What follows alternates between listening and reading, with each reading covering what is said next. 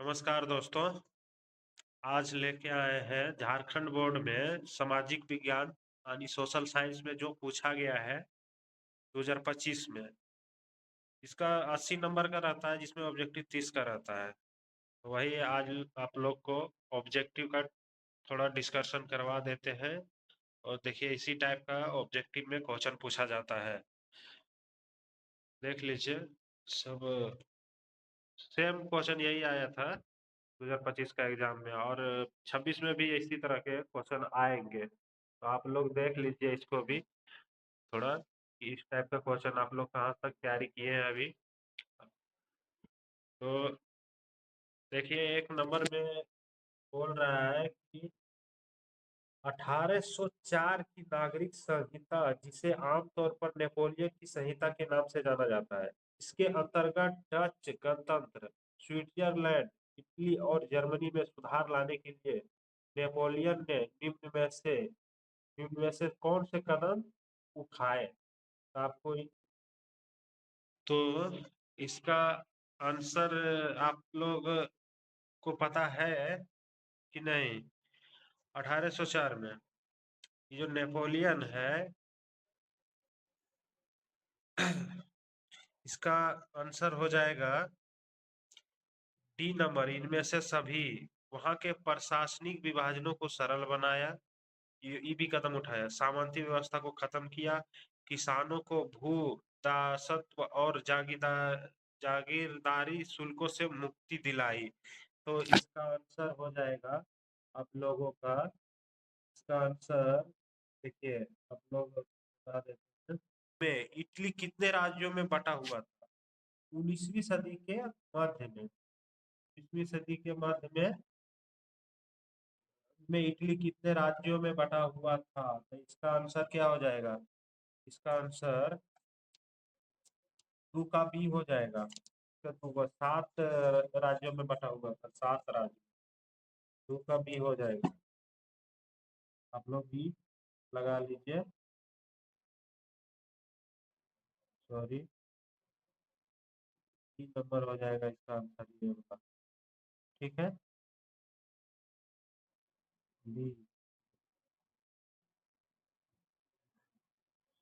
का answer B हो जाएगा।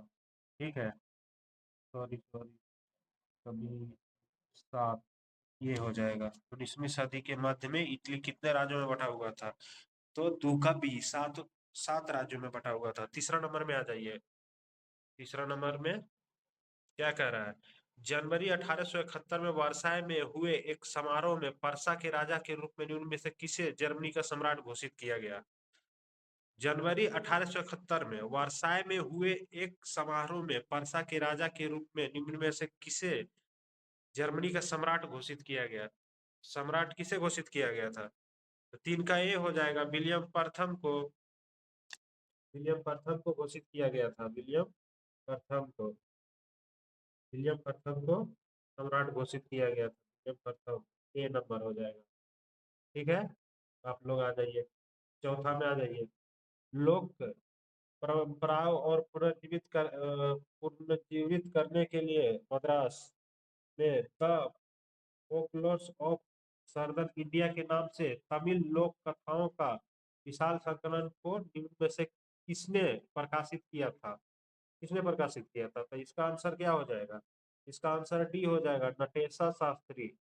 नटेशा शास्त्री, इसका आंसर डी नंबर हो जाएगा, नटेशा शास्त्री। पांचवा में आ जाइए, थोड़ा जल्दी जल्दी चलेगा दोस्तों, क्वेश्चन है 30 क्वेश्चन है, तो इसमें टाइम बहुत ज्यादा हो जाएगा, इसलिए आप फिर आ जाइए। 5 नंबर, अफ्रीका में 1890 के दशक में किस नाम की बीमारी मवेशियों मवेशियों यानी कि हो गया जानवरों सब में, मवेशियों में फैलने लगी, जिससे वहां के लोग की आजीविका और स्थानीय अर्थव्यवस्था पर गहरा प्रभाव पड़ा? क्वेश्चन समझ गए? क्वेश्चन देख भी लीजिए, आप लोग देखते जाइएगा। तो इसका 5 का आंसर क्या हो जाएगा? 5 का आंसर सी हो जाएगा, रीडर पेस्ट। रीडर पेस्ट, इसका आंसर क्या हो जाएगा? रीडर पेस्ट 5 का सी। ठीक है, आ जाइए 6 नंबर में। 6 नंबर में आ जाइए आप। 6 में क्या कह रहा है? इंग्लैंड में 1730 के दशक में सबसे पहले कारखाने खुले थे, जिसको निम्न में से किस नए युग का प्रतीक माना जाता था? इंग्लैंड में 1730 के दशक में सबसे पहले कारखाने खुले थे, जिसको निम्न में से किस नए युग के प्रतीक में जाना जाता था? किस नए युग? तो 6 के ए हो जाएगा कपास। उस टाइम कपास के प्रतीक माना जाता था, कपास।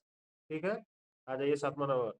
मुद्रण क्रांति ने आधुनिक विश्व को निम्न में से किस प्रकार प्रभावित किया? मुद्रण क्रांति ने मुद्रण क्रांति ने आधुनिक विश्व को निम्न में से किस प्रकार प्रभावित किया? तो सात का क्या हो जाएगा? 7 का डी हो जाएगा, इनमें से सभी।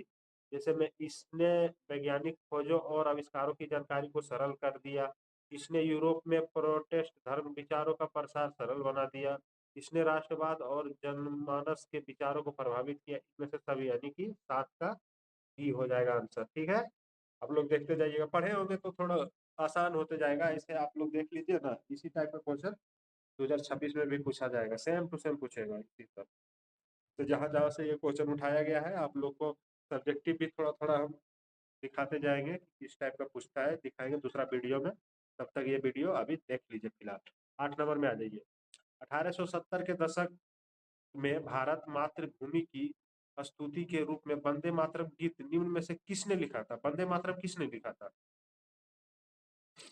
वंदे मातरम, ये सब तो इजी क्वेश्चन है, ये सब तो आप लोग को भी पता होगा, सब बिना पढ़े ऐसे भी जानता है सब। अधिकतर बच्चा लोग सब जानता है कि इसका आंसर कौन होगा। आप लोग बी नंबर लगा लीजिएगा, जो जो नहीं जानते हैं फिलहाल देख लीजिए। बी नंबर हो जाएगा बंकिम चंद्र चट्टोपाध्याय। ठीक है, आ जाइए 9 नंबर में आ जाइए। प्राय ऐसा माना जाता है कि संसाधनों का विकास लोगों के मुख्यतः संसाधनों की उपलब्धता पर ही आधारित नहीं होता, बल्कि उसके विकास में निम्न में से किसका योगदान भी रहा है? क्वेश्चन समझ लीजिए, और 9 का आंसर आप लोग लगा लीजिए। चलिए, जो जो नहीं जान रहे हो तो कोई बात नहीं है, लेकिन जो जो जान रहे हो कमेंट में भी आंसर पेस्ट कर सकते हैं इसका। 9 का 9 का बी हो जाएगा इसका आंसर, प्रकृति। प्रकृति नहीं, 9 का डी होना चाहिए, प्रौद्योगिकी प्रकृति संस्था तीनों होना चाहिए, 9 का डी हो जाएगा भाई, सॉरी, सभी हो जाएगा, इनमें से सभी। ठीक है, अब आ जाइए 10 में। वे संसाधन जिनका सर्वेक्षण किया जा चुका है और उनके उपयोग की गुणवत्ता और मात्रा निर्धारित की जा चुकी है, ऐसे संसाधन क्या कहलाते हैं? वे संसाधन जिनका सर्वेक्षण किया जा चुका है और उनके उपयोग की गुणवत्ता और मात्रा निर्धारित की जा चुकी है, ऐसे संसाधन क्या कहलाएंगे? ये सब क्वेश्चन 2 नंबर में भी आप लोग का अगर ये पूछेगा तो पूछ भी सकता है, समझ रहे हैं ना? तो इसका बहुत लंबा लंबा ऑब्जेक्टिव है, लेकिन बहुत लंबा करके दिया है इस सब में। बिहार बोर्ड में ऐसा नहीं रहता है भाई, झारखंड में ही ऐसा लंबा करके देता है। बिहार बोर्ड में ऑन लाइनर क्वेश्चन टाइप का रहता है, ठीक है, लेकिन झारखंड में थोड़ा लंबा क्वेश्चन करता है इसमें। तो 10 का क्या हो जाएगा? 10 का ये हो जाएगा, विकसित संसाधन। ये लोग लगा लीजिएगा आप लोग। ठीक है, चलिए 11 में आ जाते हैं। वनों की अंधाधुंध कटाई और पर्यावरण को नष्ट करने के खिलाफ निम्न में से किस आंदोलन चलाया गया था? किस आंदोलन, ये जो कौन आंदोलन होना चाहिए था, कौन लिखता है किस आंदोलन चलाया गया था?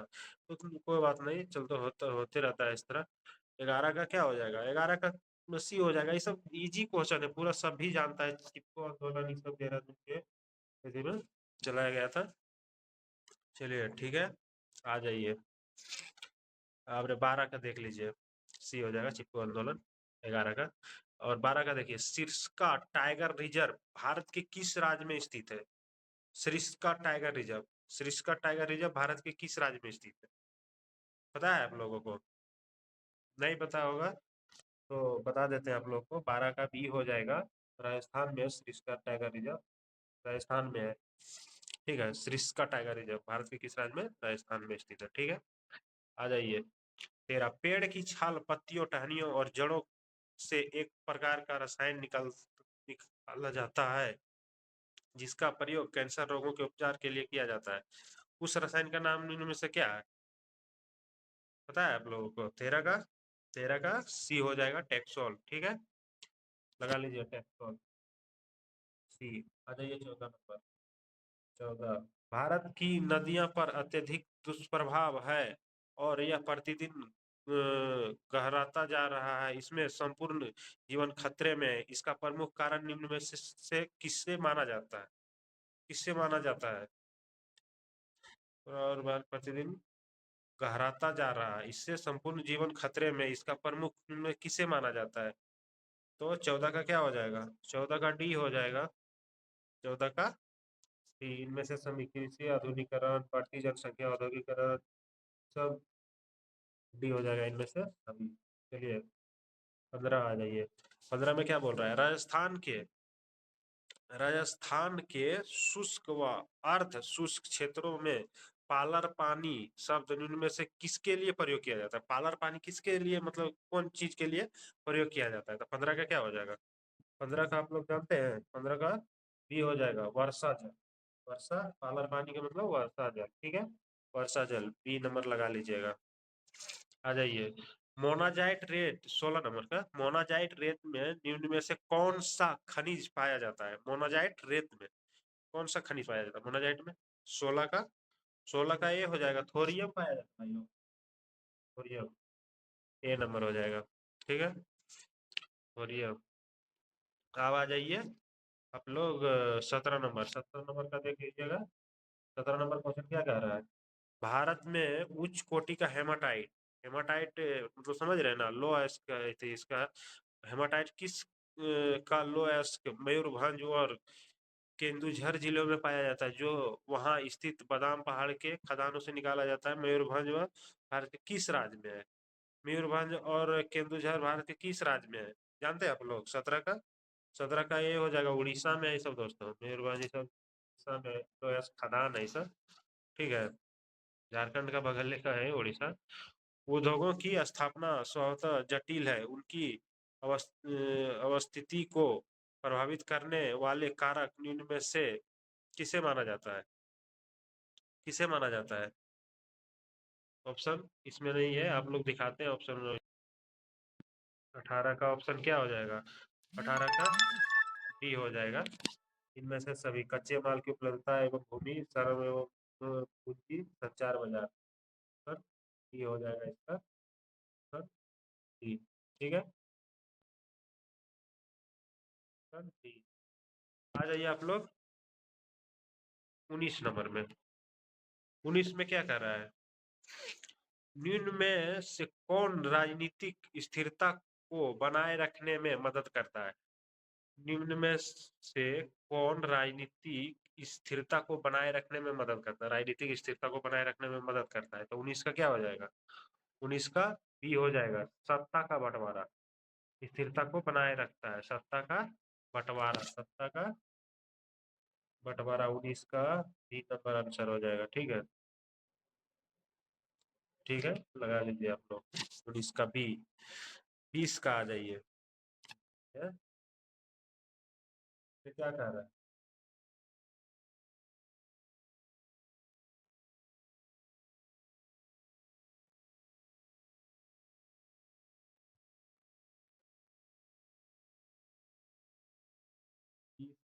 जब श्रीलंका में दो समुदायों के बीच पारस्परिक अविश्वास अविश्वास ने बड़े टकराव का रूप ले लिया, तो यह टकराव किस रूप में परिणत हुआ? जब श्रीलंका में दो समुदाय के बीच पारस्परिक अविश्वास ने बड़े टकराव का रूप ले लिया, तो वह टकराव किस रूप में परिणत हुआ? तो इसका आंसर क्या हो जाएगा? 20 का, 20 का किसी को पता है? 20 का ए हो जाएगा इसका आंसर। थ्री हो गया था, ठीक है, अभी निकाल लिया। सही हो जाएगा। 21 का आ जाइए। जब कोई बड़ा देश अपनी आंतरिक विविधता को ध्यान में रखते हुए राज्यों का गठन करता है और फिर राज्य और राष्ट्रीय सरकार के बीच सत्ता का बंटवारा करता है, तो इसे क्या कहते हैं? इसे क्या कहते हैं? आप लोग क्वेश्चन देखते जाइएगा ऐसे, अभी तो हम बताते जा रहे हैं पढ़ पढ़ के, लेकिन आप लोग अपने से पढ़ के भी देख सकते हैं, रोक रोक के वीडियो। ठीक है, तो इसका आंसर है कि इसका क्या हो जाएगा?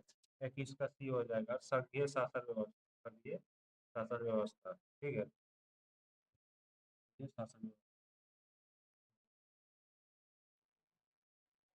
व्यवस्था। ठीक है, अब आ जाइए।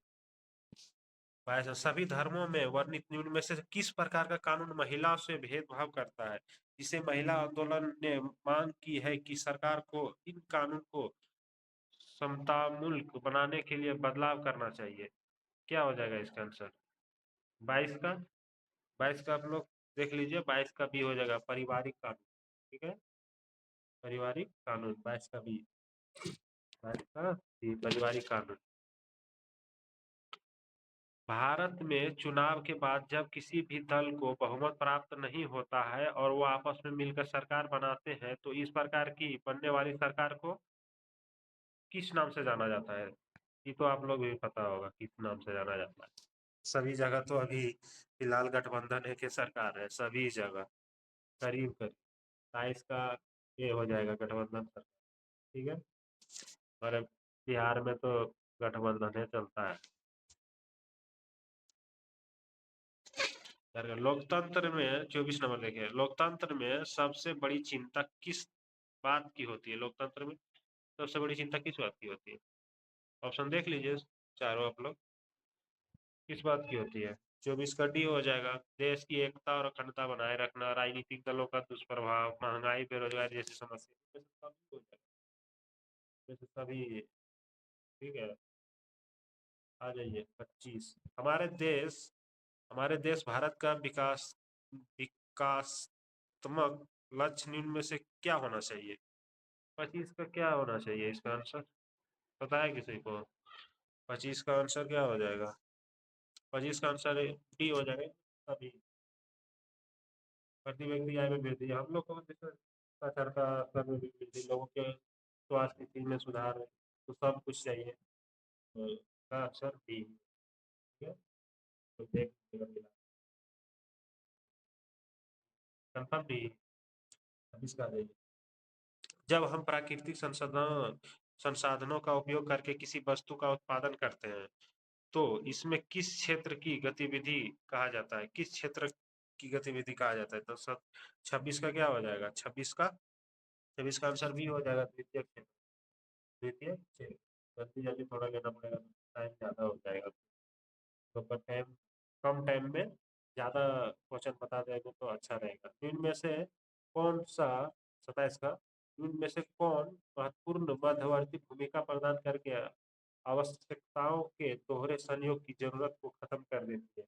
27 का क्या हो जाएगा? 27 का सी हो जाएगा, मुद्रा, जरूरत को खत्म कर देती है। ये रहेगा तो फिर दुनिया में किसी का जरूरत नहीं पड़ता है। बैंक खातों में जमा धन को मांग के जरिए निकाला जा सकता है, इसलिए इस जमा को निम्न में से क्या कहा जाता है? इस जमा को क्या कहा है? 28 का, 28 का क्या है? 28 का जैसे सब, सावधि जमा, मांग जमा, आवर्ती जमा, चालू जमा, मांग जमा, बी 28 का, 28 का बी होगा। आ जाइए 29 में। 1991 की नई आर्थिक नीति, जिसे उदारीकरण तथा वैश्वीकरण के नाम से भी जाना जाता है, इसका प्रमुख उद्देश्य निम्न में से क्या था? तो 29 का क्या हो जाएगा? 29 का डी हो जाएगा, इसमें से सब। ज्यादातर इसमें देखिए डी ए लेना है, डी ए सभी रहेगा, डी ए सही होगा।